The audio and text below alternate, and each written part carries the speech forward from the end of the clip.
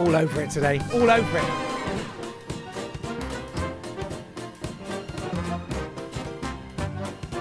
Oh. Stand by. Here we go. There she is.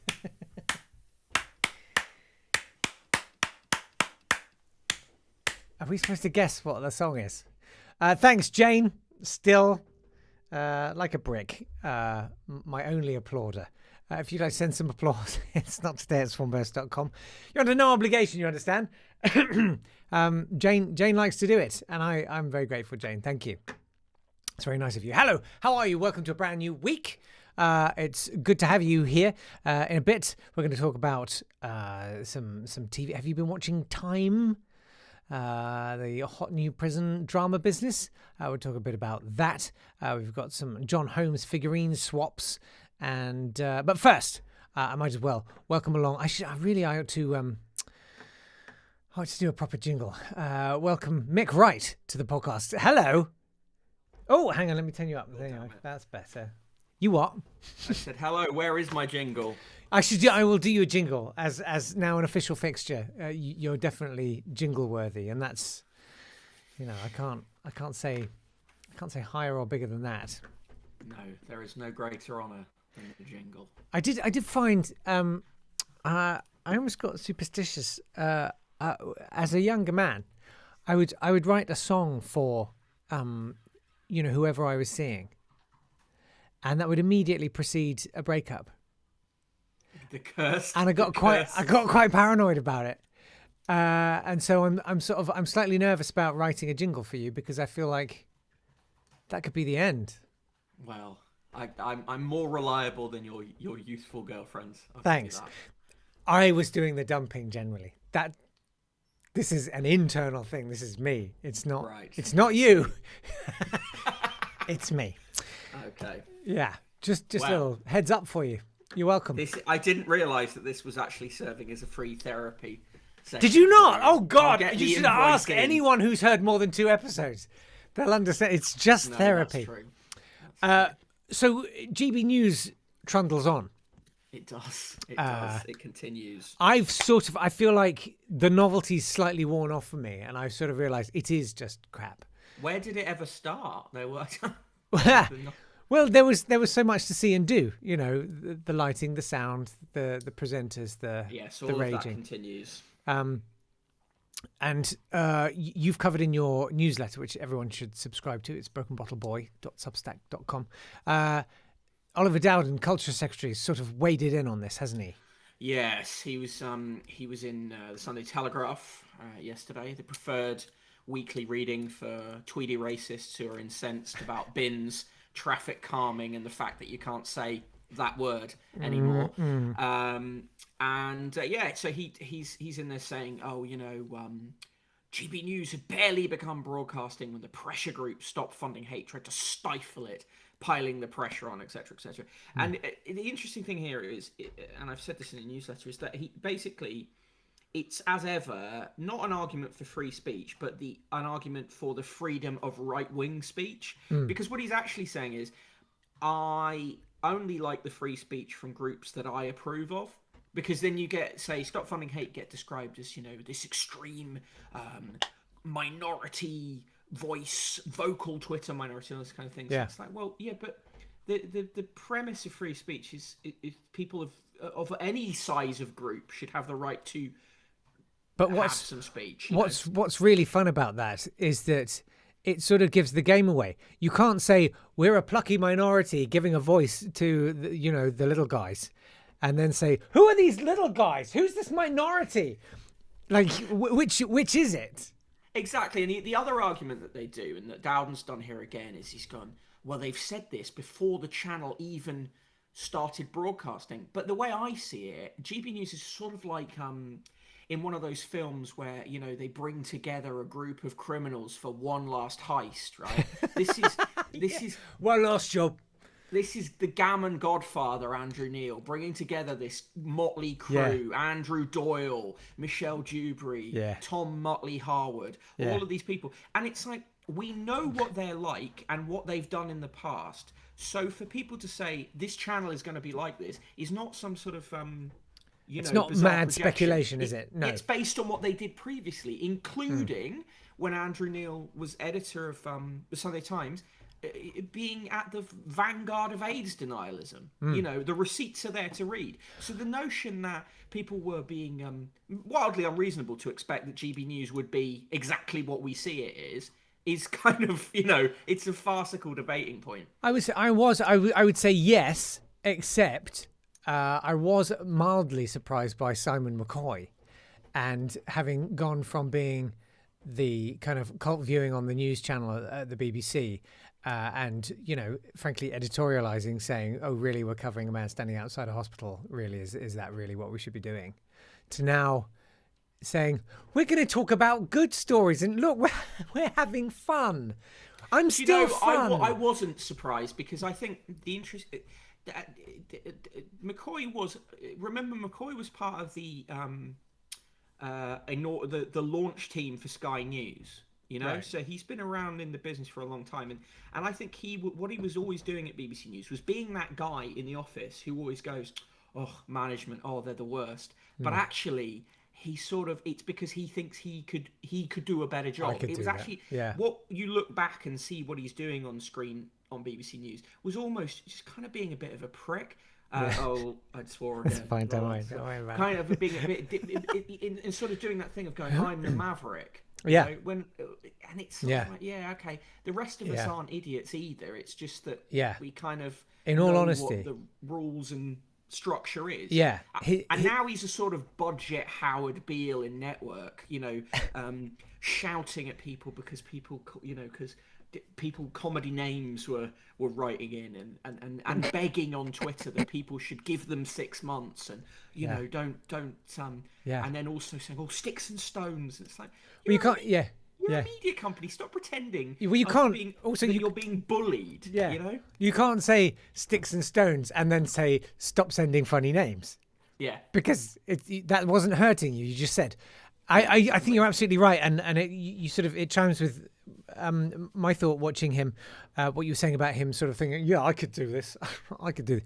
I wrote down, this is as bad as a podcast. And I don't think you can be any more damning than that. It's like some kind of middle-aged white guy going, I think I'm going to do this, actually. Well, I'm told by people inside GB News on the production side that basically the technology is not very good, and it wasn't ready, and they've got system, you know, anytime they have an outside guest, their system doesn't work well with anyone who's coming through a firewall, so guests will just disappear. And it seems like they just said, well, this is the date we're going to launch, and launched, rather than going, because you're not telling me that during rehearsals this stuff wasn't happening. I got to tell you, I've been there for the launch of low budget TV stations. I've done it, and I know what it's like. I was there, and I'm sort of thrilled that GB News has come along, because previously I thought I had been there for the launch of the cheapest, nastiest, and hoariest TV channel, which was Nuts TV. But this is something that's even more kind of transactionally prostitutional. Possibly because Nuts TV knew what it was. Whereas GB News thinks it's something better than it is. Which is the Daily Mail smeared across a camera lens. And so I remember all of those kind of TV programs. I also remember management taking a tremendous whack of the budget, which I think is probably slightly differently structured with GB News because it's all going on Haaland. But I remember the sort of the fatigue, and that they must be starting to tire. It's like having a newborn baby. You can get through the first couple of weeks with no sleep. But rage, particularly, which is what they're sort of marketing, it's like fear. You know, I always thought it was so brilliant with the Blair Witch Project, the trailers for that, where rather than someone sort of screaming and stuff, they were just crying quite softly. And I thought, God, that's brilliant, because sustained fear, like heightened fear, after a while that peters out because you haven't got the energy to sustain that, and it just turns into a sort of miasma of depression. And I sort of can feel that starting to feed into GB News, because you can't sustain outraged indignation forever. You can if you're Dan Wootton. whose brain is just it's like Homer Simpson's brain with the monkey in it playing the cymbals, except in his it's just a monkey throwing its own effluent everywhere and then looking deep into the camera, delighted at what it's achieved. But they've got no wall to knock their ball against. I mean, they'll sort of truffle out little stories, but they haven't got any real opposition on air. What's interesting about that is, as well, when they do claim to have opposition. So there's a feature on Wootton's show called The Clash, which has which brings on someone from an opposing political view for Dan to clash with. But the way it works is you have a sofa stuffed with the usual GB News ghouls. So you've got Dan Wootton, you've maybe got the archaeologist that no one likes anymore. All of those people just sat there agreeing with Dan furiously, and then they go, and now time for the clash. And then they brought on a writer for The Independent who's sort of mildly centre left, but as centre left as a mainstream newspaper allows now. Yeah. And she sort of says, well, I actually think it's possibly not wrong to say that Enid Blyton was a racist. And then Dan Wootton shouts over her, and that's it. And you go, well, that's balance. We've done the balance. Yeah, see? Let's move on. Yeah. See, look, we let her talk. Dan let her say 3 or 4 words without interrupting her. Yeah. Yeah. You're right. There's no wall because, for instance, I wouldn't go on there. But if you did go on there, I had the experience of going on LBC in the past and having to deal with Nick Ferrari, or as he should rightly be called, Nick Austin Allegro. And I always have to say to his producers when I go on there, I am not coming on if Nick's going to do his act where he doesn't let me talk and then he just shouts over me, because it's just a waste of time. And eventually that's going to happen with the pseudo-left guests that they get on TV News. Only the most committed masochists, like the Benjamin Butterfields of this world, Butterworths of this world, who will go on anywhere to be shouted down by right-wingers, will go on there because it's a waste of time. Yeah. Do you not? Because you're not listened to. Could you not sort of enjoy that on some level, mate? I'm not a masochist. Okay, fine. Just checking. Despite my going on, many years in media industry. So much for the pseudo left-wing guests, but I mean, I feel like they're starting to slightly run out of right-wing guests. Like, there's an endless recycling of the pool. They've had Farage on again. Well, it's like, Neil Oliver goes on Nigel Farage's programme to talk about beautiful places in Britain, and then Nigel Farage is a guest on Andrew Neil, and then Andrew Neil clips get played on This Morning with Twit and Numpty, or whatever it's called. Oh, the all-British breakfast. Oh, that's right, yeah. Is this British ketchup, mate? It's the most cholesterol-inducing of the TV breakfast shows. Yeah, it will give you a heart attack. Yeah, so I don't know. I think what it will. But the point, there was a good point made in the Wired article before it launched, which was its aim is not to get viewers. Getting viewers on a day-to-day basis is not really the thing. It will continue to achieve social media clips which then get attention, that and it really plays into it for this the boycott does play into its hands, really. But the thing that we should cover with the Dowden thing is, why is the government wading in to defend GB News? Because it feeds into the government's pre-existing battles against the BBC and desire to strip the BBC for parts. So it will continue to defend GB News because it allows it to claim there are alternatives. Yeah. Do you think there's also a degree of it kind of attempting to do to the media a kind of an Overton window thing? Yeah, of kind of shifting the landscape to the right. Yeah. And then what will happen is, Tim Davie, who is now DG at the BBC, is a former Tory council candidate. And then they've got a major Tory donor, or a significant Tory donor, who's now chairman of the BBC. So you've got those kind of conservative cuckoos in the nest at the BBC. And now what will happen is Davey will say, "Oh well, we need to have more diversity of opinion on the BBC, so we need to become further right wing." Because in reality, there's no left wing diversity of opinion on the BBC. There's one, I would say, all out left wing comedy product that has been allowed on the BBC in recent years, which is Frankie Boyle's New World Order, which they stick on very late at night, and I doubt will get recommissioned in the current climate. Yeah. And other than that, it's very mushy.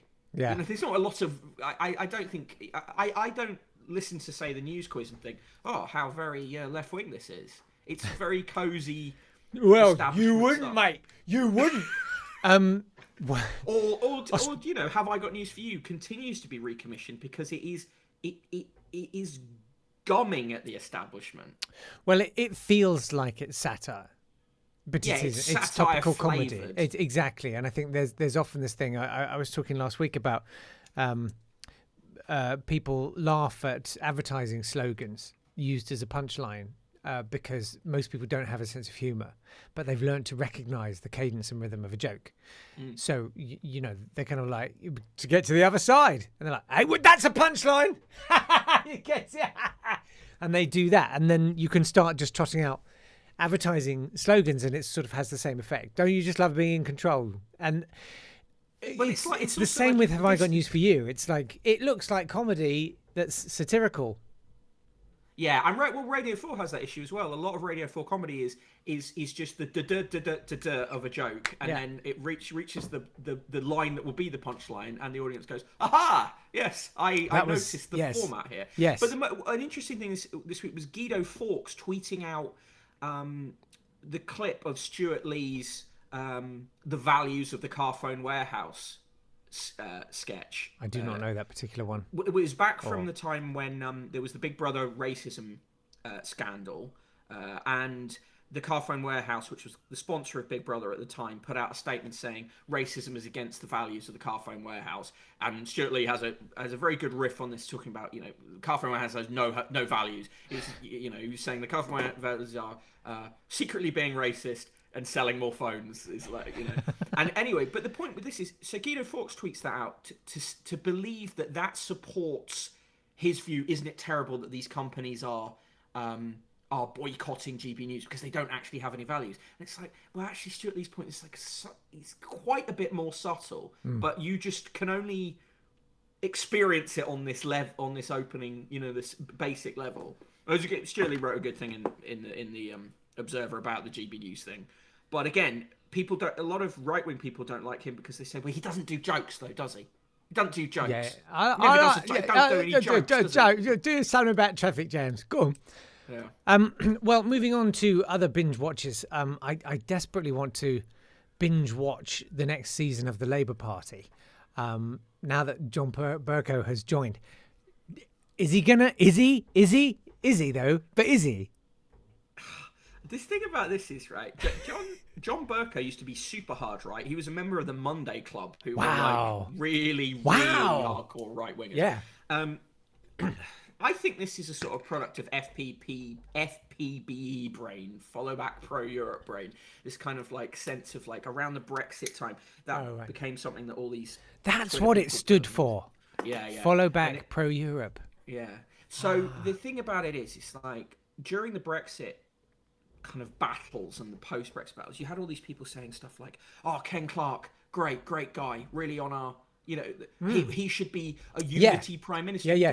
Did you realise that he's like on the board of British American Tobacco? Yeah. And was a Tory chancellor and remains, you know, a big. Yeah. There were some Tory, quite big scandals that went on under his stewardship exactly. there. And so with something like Bercow, he for me it just screams of the fact that Keir Starmer's Labour is not particularly left wing. It doesn't go, look at the Tories. This man Bercow's come out and said that the Tories are horrible. Yeah, well, also Bercow was under major investigation for being a bully in Parliament, which is conveniently ignored by people on the kind of liberal centre left because they go, yeah, but he's on our team. And you go, yeah, but you can't do that. You can't do this. Fight fire with fire, Mick. Yeah. Anyway, Starmer's going to get shellacked in the Batley and Spen by-election, and we'll be told that actually, as Stephen Bush did in the Times today, he said, well, actually, Labour doing so badly in the most recent by-election was actually a good sign. And I was just like, this incredible columnist brain. Had it been, they got less than 1,000 votes, 638 votes, I think. Far less than they got under Corbyn in the last election in that constituency. But somehow, that's a sign that they're doing much better. Yeah. It's all coming together, mate. Any day now. Any time. His forensic ability will save us all. Exactly. The thing, ultimately, he's not very good at politics. No. He's terrible at politics. He might have been a good QC, but he's awful at politics. Whereas Bojo, mate, absolute ledge. Mick, thank you so much for being here. People should go and read your brilliant thoughts on all of this, including some of the funniest imagery I've ever heard connected to Andrew Neil. Sphagnum moss. It was really good. Go and check it out. It's brokenbottleboy.substack.com or at brokenbottleboy on the Twitter and all of that business. Will we see you next week? Of course. Marvellous. If you remember to ask me before every time you 3 send minutes me to an 10. email saying I have forgotten. Consider this my formal invitation. Yes, I will see you next week. Thanks, Mick. Appreciate it. Cheers.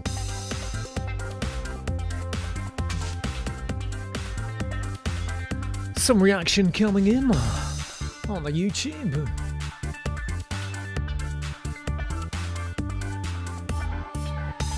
Pablo says, I think Simon McCoy is visibly regretting his decision live on air with each passing day. Yes, I agree.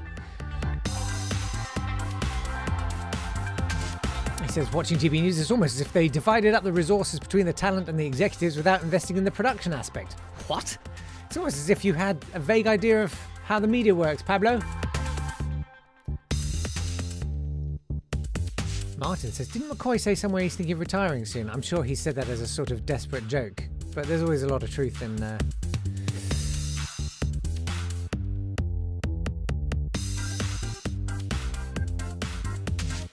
Jem says, there's nothing wrong with an Austin Allegro. That is British Leylandist. Nick Fiat Punto, says Pablo. Some defence of the Great British Breakfast. A square sausage? Am I wearing a kilt, mate? Thank you, Pablo.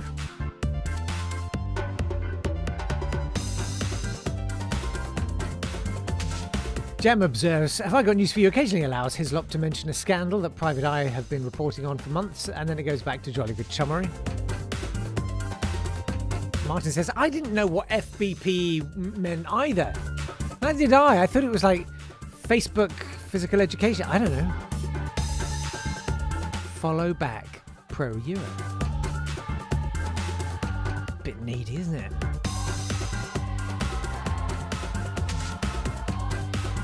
Hannah says, shellac, isn't that nail polish? Martin says, it's a bug secretion. That feels just about right, doesn't it?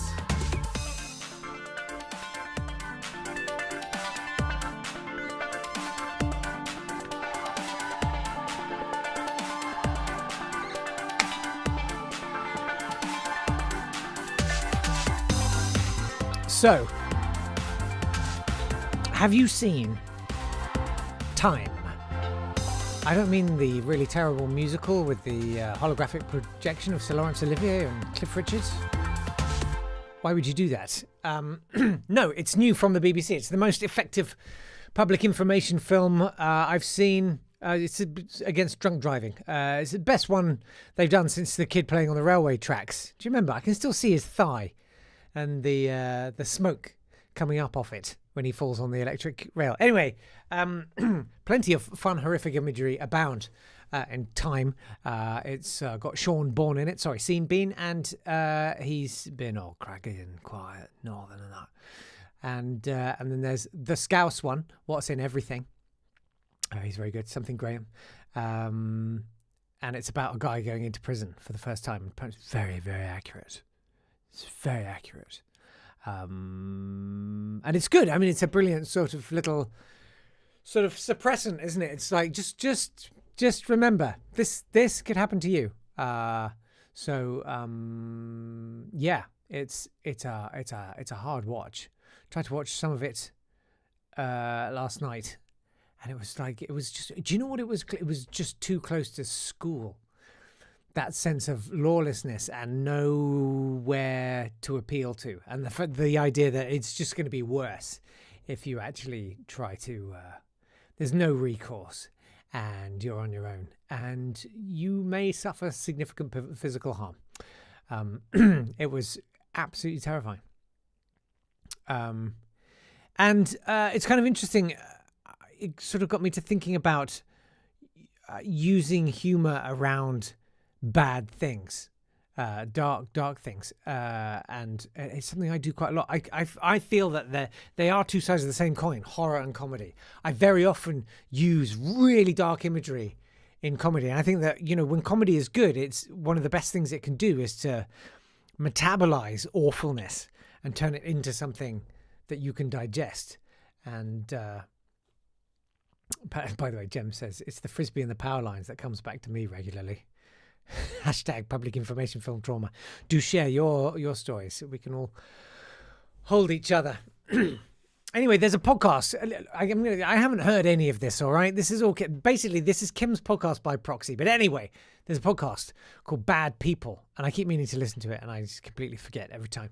And it's about kind of really, really, really terrible crimes, but it's discussed by two women, and one of them is a comedian, and Dr. Julia Shaw is on it, and they're doing exactly that job where they're taking really awful things, but it's such an important distinction to say, to explain. You know, I'm not trivializing what's happening. I'm just finding a way to deal with it. Anyway, she posted this on Instagram saying, from time to time, I get messages from people who are appalled at my being disrespectful because I sometimes talk about dark issues with a smile. She says, it makes me sad that people think that looking sad and serious is required for talking about sad and serious topics. In fact, I find it can steer people away from important issues if they're too heavy. It's an issue in science too. Not serious equals not serious about the topic. Somehow then also quickly turns to my shoes, my whole being as a woman, my face being disrespectful, which is maybe just sexism. Not sure how black shoes can be disrespectful. Anyway, thanks for the love and support. Anyway, it's an interesting topic, that, and it's worth exploring some more. In the meantime, we had an email from Martin, who says, hi Jay, I wish I could remember why I thought of this, but it was in connection with one of this week's Not Today Thank You YouTubecasts. Yes, are you watching on YouTube? It's youtube.com/nottodaypod. You could be watching this streaming live, and I should say good morning to all the people, including Martin, Julie, Jack, Jem, Emily, loads of others, Hannah, Pablo, and all the rest of you. Sorry, Rick. There we go. Anyway, here it is. He says, and I can't remember any kind of connection to this, but why not? It's my take on a ham Richard III actor reading spam bot messages. Best wishes, Martin, in brackets, recorded years ago on the internal microphone of a netbook PC, close brackets. We don't have time for the whole 9 hours of it, Martin, I'm afraid, but let's have a little taste. Some spam bot messages. In but do of you if find. So have they are when we have and are tea. Right. For one are I, they, and my with me on. RT was it out, can up. Well said. I mean, you can't argue with that, can you? Emily says, the YouTube safety film that did a simulation of what would happen to your head if you opened the door and walked between the carriages. I still can't eat watermelon. Oh, wow. Wow, I'm glad I didn't see that. It's not necessarily the best way of doing it, is it? People never believe I've never taken any drugs.